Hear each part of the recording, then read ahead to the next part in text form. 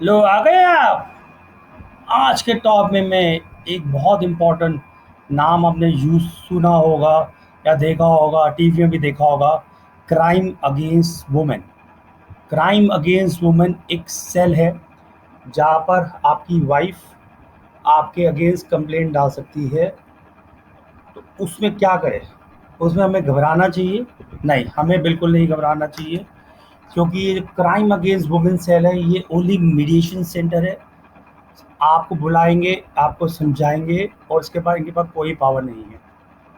अगर बुलाते भी हैं और आप नहीं भी जाते, तब भी आपको पकड़ नहीं सकते, क्योंकि इनके पास कोई पावर नहीं है कि आपको वो पकड़ पाए।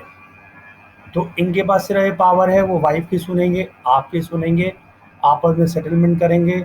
अगर सेटलमेंट हो जाता है वेल एंड फाइन, नहीं होता तो आपके अगेंस्ट एफआईआर रजिस्टर हो जाएगी।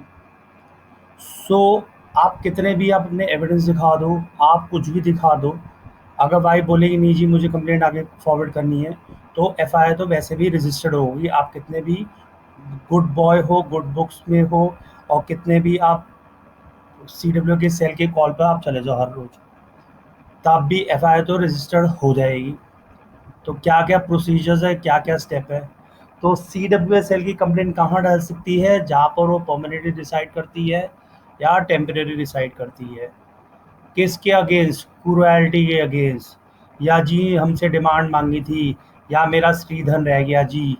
और क्रूएल्टी फिजिकल भी हो सकती है, मेंटली भी हो सकती है। पति के द्वारा, हस्बैंड के द्वारा, फादर इन लॉ के द्वारा, मदर इन लॉ का, जो भी उसके घर में रहते हैं, घर के बार बार सबका नाम वो डाल देती है। फिर सी डब्ल्यू एल वुमेन को बोलती है कि आप कंप्लेंट रिटर्न में दो। जब वो कंप्लेंट रिटर्न में दे देती है तो एक कंप्लेंट रजिस्टर्ड हो जाती है सी डब्ल्यू एस एल में। फिर C W S L husband को कॉल करता है सो एंड सो डेट पे कि आप आ जाओ और आपके अगेंस्ट एक कंप्लेंट आई है, हम डिस्कस करके देख लेते हैं। आप जाते हो पहले दिन, पहली तारीख को।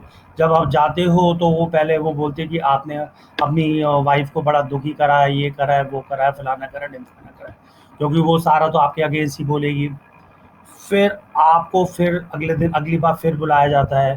फिर बोलते हैं जो आपके पास चीज़ें हैं जो आप दिखाना चाहते हो आप दिखा दो। फिर आप जब नेक्स्ट टाइम जाते हो तो आप अपनी चीज़ें दिखाते हो। तो फिर आप अपनी स्टोरी समझाते हो। तो फिर वो कन्विंस होते हैं, पर फिर भी उनके हाथ बड़े बंधे हुए होते हैं, क्योंकि ये सिर्फ वुमेन की सुनते हैं, हस्बैंड की नहीं सुनते। हस्बैंड की सुन लेते हैं पर कुछ कर नहीं सकते, हस्बैंड को कोई रेमेडी नहीं दे सकते। तो हस्बैंड अपना सब कुछ बताने के बाद भी ये उन केसेस के बारे में कर रहे हैं जो बिल्कुल फर्जी केसेस होते हैं, जहाँ पर वाइफ ने फर्जी कंप्लेंटें डाली हुई है सिर्फ परेशान करने के लिए। उन केसेस की बात नहीं कर रहे हैं जहाँ पर रियल में कोई क्राइम हुआ है। उसके बाद हस्बैंड सब दिखा देता है, फिर भी बात नहीं होती। फिर वो आपको एक श्रीधन की लिस्ट वाइफ बना के देती है नेक्स्ट नेक्स्ट डेट पर, और बोलती है ये सामान मेरा सारा रह गया, इसको वापस कर दो। आज की तारीख में कौन सी वाइफ अपना सामान इन लॉज के पास छोड़ती है, जो कि मेट्रोस की वाइफ है, जो पढ़ी लिखी है, मॉडर्न है। आप अल्कोहल में इंडल्ज है, शराब सिगरेट में इंडल्ज है, कॉर्पोरेट में काम कर रही है, कौन सी वाइफ सास ससुर या हस्बैंड को सामान छोड़ती है? फिर भी वो एक लंबी चौड़ी स्ट्रीटन लगा देती हैं, और जो शादी में नहीं लगा होता वो भी अमाउंट उसमें डाल देती हैं। आप ये समझो, स्त्री धन का मतलब क्या होता है? वो धन जो कि स्त्री को दिया है शादी के दौरान, या शादी के दौरान इन लॉज के द्वारा या उनके द्वारा।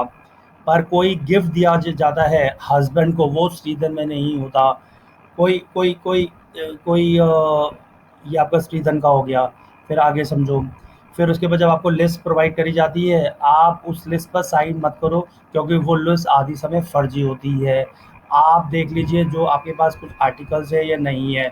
मोस्ट ऑफ द टाइम जब वाइफ भागनी होती है वो पूरा प्लान तरीके से सब कुछ ले जाती है, कुछ भी नहीं छोड़ती। तो आप लिख सकते हो कि भैया हमारे पास कुछ सामान नहीं है, या उसके कपड़े वपड़े हैं तो वो ले जाए, उसमें कोई दिक्कत नहीं है। उसके बाद फिर आप जो वहाँ पर एसआई होती है, वो समझाती है कि आपके बीच में लगता है सेटलमेंट नहीं हो रही, तो मैं वहाँ पर एक लॉयर बुला लेती हूँ हाई कोर्ट का। वो आपको एक मेडिएशन प्रोसीजर कराएगा। तो फिर हाई कोर्ट का जो वकील होता है, उसके से सेशन शुरू हो जाता है।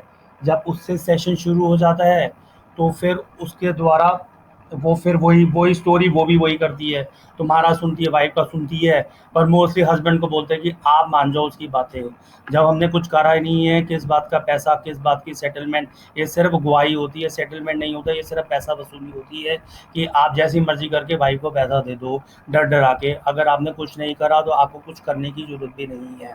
फिर वो लॉयर जो होती है वो बोलती है नहीं आपके बीच में सेटलमेंट नहीं हो रही, तो फिर हम आप फिर पुलिस में आपके एफआईआर रजिस्टर करा देंगे। आप बोल दो कोई दिक्कत नहीं, आप एफआईआर रजिस्टर करा दो, क्योंकि एफआईआर तो रजिस्टर करने से कुछ नहीं होता। एफआईआर रजिस्टर के बाद उसके बाद इन्वेस्टिगेशन होती है, इन्वेस्टिगेशन में पुलिस को सबूत इकट्ठे करने पड़ते हैं। जब कोई क्राइम ही नहीं हुआ तो एक्विजिशन कंप्लेंट डालने से कुछ नहीं होता, एविडेंस प्लांटेड नहीं हो सकते, एविडेंस एक्चुअल होते हैं। अगर घटना घटी नहीं तो एविडेंस कहाँ से क्रिएट करोगे, तो कोई दिक्कत नहीं है।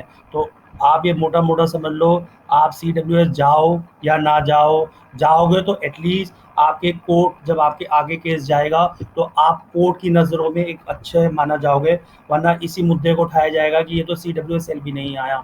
तो आप हर जगह जाओ, सारी चीज़ें आराम से फेस करो, अच्छी तरह फेस करो, कोई आपको प्रेशराइज नहीं करेगा, कोई आपको कुछ नहीं करेगा। पर ये मोर ऑफ उगाही सेंटर है, आपसे सिर्फ सेटलमेंट वाइफ के द्वारा जो भी मांगा जाता है वो सेटलमेंट करा जाता है, हस्बैंड की सुनी जाती है पर वो कुछ कर नहीं सकते इसके दौरान। उसके बाद जब जब आपका सेटलमेंट फेल हो जाता है तो फिर आपको भेज दिया जाता है और 1-2 महीने में आपकी एक एफआईआर रजिस्टर्ड हो जाती है, ये बाय डिफ़ॉल्ट है। ऑब्जेक्टिव क्या है सी डब्ल्यू एस सेल का? मैरिज को बचाना। सो एफआईआर उस समय रजिस्टर नहीं होती। C W S L police department का एक और सेल है जो क्राइम अगेंस्ट वुमेन को प्रोटेक्ट करती है। कोई भी वुमेन हस्बैंड नहीं, वो जा सकती है पति के द्वारा, उसकी फैमिलीज के द्वारा कंप्लेंट भी कर सकती है। तो पहले वो सारा मेडिएशन कॉन्सिलेशन होता है, अगर नहीं होता तो एफआईआर तो वैसे भी रजिस्टर्ड होगी, तो इसमें डरने का नहीं है। C W S L investigate नहीं कर सकता, एविडेंस को एग्जामिन नहीं कर सकता, तो वहाँ पर आप अपनी चीज़ें दिखा सकते हो, और वहाँ पर दिखाने से पर ये होगा कि हो सकता है वो रिपोर्ट जो दिख रही है वैसी रिपोर्ट थोड़ी सी चेंज हो जाए, वो थोड़ा आपसे कन्विंस हो जाते हैं, पर उनके हाथ सब बाउंडेड है। They can not investigate on the complaint, complaint को इन्वेस्टिगेट लाइक पुलिस जैसे एफआईआर में रजिस्टर करती है। So C W S L only conciliatory body है, can not compare person to appear it, क्योंकि आप अपेयर हो या ना हो एफ आई आर तो रजिस्टर्ड होगी। अगर आपने वाइफ की बात नहीं मानोगे तो एफ आई आर तो रजिस्टर्ड होगी, तो एफ आई आर रजिस्टर से डरने का नहीं है किसी एंगल से भी। फिर उसके बाद बहुत कम सिचुएशन में क्लोजर रिपोर्ट एक आपकी अच्छी रिकमेंडेशन देती है कि इस केस में कुछ नहीं है और आप कैंसिल, पर ऐसा कुछ होता नहीं है। 100% केसेस में एफ आई आर रजिस्टर्ड होती है। और एफ आई आर किस चीज़ की रजिस्टर्ड होगी? 498 406 की होगी। 498 क्रूअल्टी की डाल देंगे। अब 498 बहुत संगीन वो होता है जिसमें लिखा होता है कि अगर आपने फिजिकल मारा है, हड्डी तोड़ दी है, बहुत करा है तो जाके लगता है, पर फिर भी एक जनरल धारा की तरह 498 लग जाते हैं। और 406 ब्रीच ऑफ ट्रस्ट होता है कि अगर कस्टडियन, अगर कोई सामान आपको रख के गया है और आपने लुटाया नहीं, उसके लिए होता है, तो स्त्रीधन इसी सेक्शन में फॉल करा जाता है। तो ये सेक्शन बाय डिफ़ॉल्ट एक कॉम्बो पैक में लग दिया जाता है। उसके बाद अगर पुलिस को लगता है कि नहीं एक्चुअल में कुछ हुआ है, तो फिर जो एंसिलरी सेक्शंस होते हैं, मारपीट का सेक्शन या कोई रेप हुआ है उसका सेक्शन, या और भी कोई सेक्शन जो वुमेन के अगेंस्ट हुआ है, तो वो इंडिपेंडेंट सेक्शन और लगते हैं।